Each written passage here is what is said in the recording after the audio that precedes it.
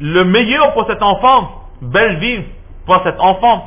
D'autres personnes disent que Touba signifie paradis, mais dans la langue du pays d'Abyssinie, du Habsha, ou dans la langue indienne, le Touba signifie le paradis. Donc dans ce cas-là, cela voudra dire que Hazrat Aïcha radiallahu ta'ala anha, elle a dit que cet enfant ira au paradis. Et une autre narration qui dit que Touba, c'est le nom d'un arbre dans le paradis, le Shajara et Touba. Et au sujet de cet arbre, le saint prophète sallallahu alayhi wa sallam, des ici, qu'est-ce qu'il a dit? Que cet arbre est si grand que nous pouvons prendre le meilleur des cavaliers, le mettre sur la meilleure des montures, et cette monture galopera de toutes ses vitesses pendant 500 années consécutives, mais malgré ce long trajet parcouru par cette meilleure monture dirigée par le meilleur des cavaliers, ce cheval n'aura même pas quitté l'ombre de cet arbre. C'est pour montrer la grandeur et l'importance de cet arbre. Donc si Touba signifie ici un arbre, là aussi Hazrat Aïcha radiallahu ta'ala anha, elle mentionne une partie du paradis pour faire comprendre que cet enfant ira dans le paradis. Qu'il aura la chance d'être sous l'ombre de l'arbre de Touba, et pour être sous l'arbre du Touba, il faut obligatoirement être dans le paradis. Donc quelle que soit la narration que nous allons prendre, Hazrat Aïcha radiallahu ta'ala anha donne la bonne nouvelle du paradis pour cet enfant. Et elle le compare à un osfour. Osfour, un oiseau, un petit oiseau, un moineau.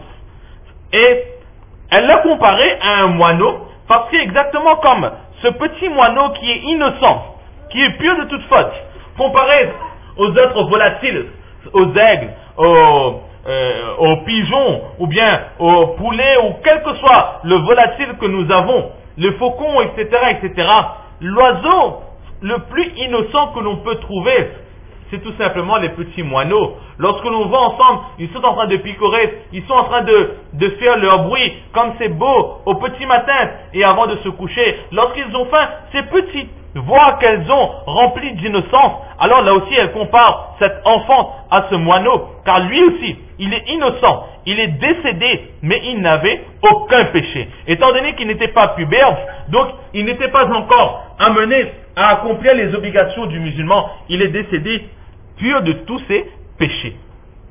C'est pour cela qu'il ira dans le paradis. Et là aussi dans le paradis, exactement comme l'oiseau, il est libre de voler où il veut. Cet enfant aussi pourra se promener dans le paradis comme il le veut. Et le fait de se promener dans le paradis comme on veut, ou être comparé à un oiseau, cela nous vient aussi de l'enseignement du saint prophète sallallahu alayhi wa sallam. Il dit inna arwah ash-shuhada fi ajwafi tuyurin khazid, que les âmes des martyrs de l'islam sont sur le dos des oiseaux verts et ils se promènent partout dans le paradis. Ou encore il dit nasamatul mu'min, c'est-à-dire l'âme des croyants, ta'irun, ce sont des oiseaux qui sont perchés sur les arbres du paradis. Donc là nous voyons que Hazrat Aïcha radiallahu ta'ala anha, elle a promis le paradis à cet enfant. Et effectivement, étant donné que cet enfant n'était pas pubère, il n'avait pas de péché au sujet des droits d'Allah subhanahu wa ta'ala. Il est sûr que cet enfant a pu commettre du tort aux autres créatures d'Allah subhanahu wa ta'ala. Comme on voit, cet enfant peut-être, il aurait pu aller voler, il aurait pu frapper quelqu'un, il aurait pu manquer de respect à un plus grand que soi, etc. Mais là, pour ses fautes, sur terre même, cela va être réparé, et ses fautes aux yeux d'Allah subhanahu wa ta'ala, tant qu'il est enfant, ne sera pas considéré comme un péché. Ensuite, le prophète sallallahu alayhi wa sallam, il va immédiatement réprimander Hazrat Aïcha radiallahu ta'ala, il va dire Awariru zaliki. Alors cette phrase Awariru zalik, nous pourrons la lire différemment, et selon chaque fois que nous le lirons, le sens de cette phrase changera. Parfois énormément, ou parfois légèrement. Alors la première façon d'interpréter, c'est quoi? C'est que le prophète sallallahu alayhi wa sallam dit Awariru zaliki, est-ce que tu es sûr de ce que tu dis, oh Aïcha? Est-ce que la vérité ne serait pas peut-être autre chose? Est-ce que tu es sûr qu'il ira dans le paradis? Est-ce que tu es sûr qu'il n'ira pas en enfer? La deuxième façon d'interpréter, c'est est-ce que tu es sûr que ce que tu dis, c'est comme cela même que cela va se passer? N'y a-t-il aucune possibilité qu'il se passe autre chose, c'est-à-dire que l'enfant ira en enfer? Ou encore, une autre façon, c'est que là, le prophète sallallahu alayhi wa sallam de dire que la réalité en Aïcha, c'est le contraire. Ce que tu dis est complètement faux, cet enfant ira dans l'enfer. Ou encore, que ce que tu dis est erroné et il faut dire complètement le contraire de ce que tu dis. Toujours est-il que, quelle que soit la façon que nous allons traduire cela, nous pouvons comprendre dans les paroles du Saint-Prophète sallallahu alayhi wa sallam qu'il veut faire comprendre à Hazrat Aïcha radiallahu ta'ala anha que cet enfant n'ira pas au paradis, mais cet enfant ira en enfer, ou cet enfant peut aller en enfer. Mais à aucun moment il ne dit avec certitude que cet enfant restera au paradis. Alors la question se pose que les enfants, lorsqu'ils décèdent, où est-ce qu'ils iront? La majorité des savants sont d'avis que l'enfant musulman, lorsqu'il décède, il ira directement au paradis. Et selon d'autres narrations, certaines personnes, par rapport à ce hadith, cette négation du Saint-Prophète sallallahu alayhi wa sallam, et aussi par rapport à un verset du Coran où Allah dit وَالَّذِينَ آمَنُوا وَاتَّبَعَتْهُمْ ذُرِّيَّتُهُمْ بِإِيمَانٍ أَلْحَقْنَا بِهِمْ ذُرِّيَّتَهُمْ, que les croyants seront reliés avec leurs enfants. Les croyants seront réunis avec leurs enfants au jour de la résurrection, c'est-à-dire que les enfants suivront leurs parents après la mort. Si les parents étaient pieux, les parents sont allés dans le paradis, les enfants vont suivre. Si les parents étaient pécheurs et les parents iront en enfer, alors les enfants vont suivre leurs parents. Il y a là donc deux narrations qui sont dites, et le prophète sallallahu alayhi wa sallam ici donc, il nous dit que peut-être que cet enfant ira en enfer. Pourquoi cela? La majorité des savants est d'avis que cet enfant musulman, normalement, il ira au paradis. Alors il est possible que ce hadith-là, qui nous est rapporté par Hazrat Aïcha radiallahu ta'ala anha, c'était au début de l'islam, au moment où le prophète sallallahu alayhi wa sallam n'avait pas encore reçu la nouvelle de la part d'Allah subhanahu wa ta'ala que les enfants musulmans qui décèdent avant la puberté iront au paradis. Avant cela, étant donné que le prophète sallallahu alayhi wa sallam ne savait pas, donc il a mis en garde Hazrat Aïcha radiallahu ta'ala anha que ce n'est pas obligé qu'il ira au paradis. Ou encore par rapport au verset que nous avons lu, que les enfants suivront leurs parents, l'enfant il est peut-être décédé, mais les parents pour l'instant ne sont pas encore décédés.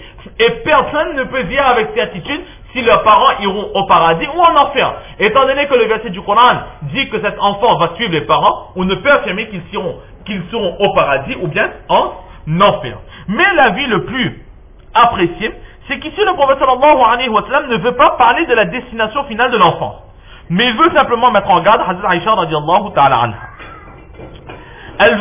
Il veut faire comprendre à Hazrat Aïcha radiallahu ta'ala anha qu'il n'est pas permis pour personne d'entre nous de prendre une décision fixe et directe quant à la destination finale d'une personne, que un tel ira au paradis et qu'un autre ira en enfer. Cela n'est pas autorisé et c'est un manque de respect vis-à-vis d'Allah subhanahu wa ta'ala. Car en affirmant cela, nous prenons la décision de l'invisible. Et le seul qui connaît l'invisible, c'est Allah subhanahu wa ta'ala. Certes, il y a cette règle générale que nous avons vue que les enfants musulmans iront au paradis. Mais il est possible qu'Allah, par sa sagesse, il fasse des exceptions. Il est libre de mettre qui il veut en enfer, il est libre de mettre qui il veut dans le paradis. Donc nous, êtres humains, nous pourrons affirmer avec certitude qu'un tel ira au paradis et un tel ira en enfer. Lorsque le jugement aura été donné, lorsque les habitants de l'enfer seront en enfer et les habitants du paradis seront au paradis éternellement, là nous pourrons dire qu'un tel est au paradis et un tel est en enfer. Mais avant cela, nous ne pourrons affirmer rien pour aucune créature, sauf si, dans les hadiths ou dans le Coran, Allah il a déjà affirmé que telle ou telle personne seront en enfer ou au paradis, comme les Ashara Mubashara, les compagnons Hazrat Abu Bakr Siddiq, Hazrat Omar, Hazrat Ali, Hazrat Ousmane, etc. Les 10 compagnons qui ont eu la bonne nouvelle d'entrer dans le paradis, ou encore Fir'aun, Qarun, etc. pour qui Allah il a donné la nouvelle qu'ils seront en enfer. Donc là, ce n'est pas de décider qui ira où, mais le Prophète sallallahu alayhi wa sallam, il veut nous faire comprendre quelque chose. Maintenant, il y a énormément de divergences si c'est un enfant non musulman qui décède. Certaines personnes disent que, certaines narrations qui disent que Allah verra par sa sagesse s'il serait resté vivant, qu'est-ce qu'il aurait fait. D'autres disent qu'ils seront avec leurs parents en enfer, etc., etc.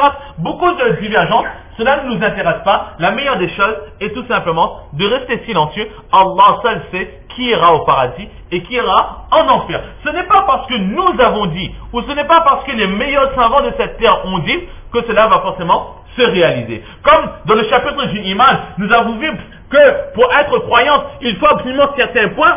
Ça c'est au sujet par rapport au nizam, à la façon de gérer cette terre ici-bas. Mais dans l'au-delà, Allah il sera libre de dire qu'un tel avait la foi et qu'un tel n'avait pas la foi. C'est Allah qui connaît qu'est-ce qu'il y a dans les cœurs.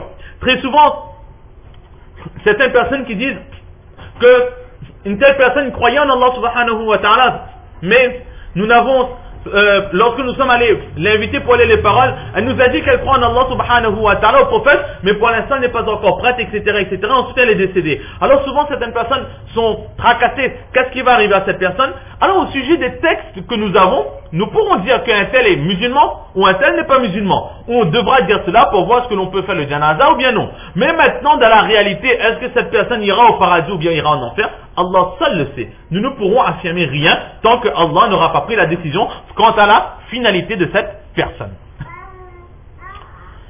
Et le prophète sallallahu alayhi wa sallam, qu'est-ce qu'il dit? Que les gens du paradis ont été créés pour le paradis. Leur prédiction du paradis avait déjà été écrite alors qu'ils étaient encore dans le dos de leur père. Qu'est-ce que cela signifie? Il est dit, dans les livres de jurisprudence, etc., il est dit que le liquide permettant à la fécondation de l'enfant qui sort du corps du père, en d'autres termes, le sperme de l'homme, etc., sort en général du bas de son dos, au niveau du bassin, au niveau des reins. Donc là, ici, le prophète sallallahu alayhi wa sallam, ce qu'il a voulu dire, c'est quoi? C'est que, wahum fi aslabi abaihim, ils étaient encore dans le dos de leur père, c'est-à-dire que cet enfant n'avait même pas encore été fécondé. Il n'avait même pas encore été fécondé.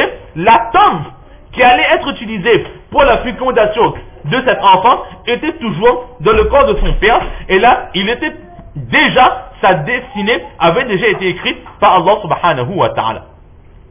Ou encore ici, le prophète sallallahu alayhi wa sallam, il a voulu dire que depuis toujours, depuis qu'Allah il a donné l'ordre d'écrire la destinée, depuis ce moment, la destinée de cette personne avait déjà été écrite. Et Allah, lui, depuis toujours, il savait qu'est-ce qui allait arriver, à qui, comment, quand, etc. Mais pour ici, imager le fait qu'Allah, cela était dans la connaissance d'Allah subhanahu wa ta'ala, le prophète sallallahu alayhi wa sallam a imagé cela en mentionnant qu'il était encore dans le dos de son père. Ce que le prophète sallallahu alayhi wa sallam veut nous dire, c'est tout simplement faire comprendre à tout le monde qu'avant même notre naissance, la destinée avait déjà été écrite. Maintenant, étant donné que notre destinée a déjà été écrite, alors certains peuvent se dire que dans ce cas, cela ne sert plus à rien de faire les actions. Parce que de toute façon, ce qui a été écrit est écrit. Si je suis pour le paradis, j'irai dans le paradis. Si je suis ma destinée est d'aller dans l'enfer, alors j'irai dans l'enfer. Je ne peux aller à l'encontre de ma destinée. Alors pourquoi se fatiguer et pratiquer? La question peut se poser. Alors c'est une question que nous allons répondre, Inch'Allah, la prochaine fois, dans le hadith qui va suivre, qui sera rapporté par Hadith Ali radiallahu ta'ala an. Nous allons nous arrêter ici pour aujourd'hui. Allah subhanahu wa ta'ala nous donne le tawfiq de comprendre ces quelques paroles, surtout de mettre en pratique et de propager. Wa ma tawfiqi illa billah.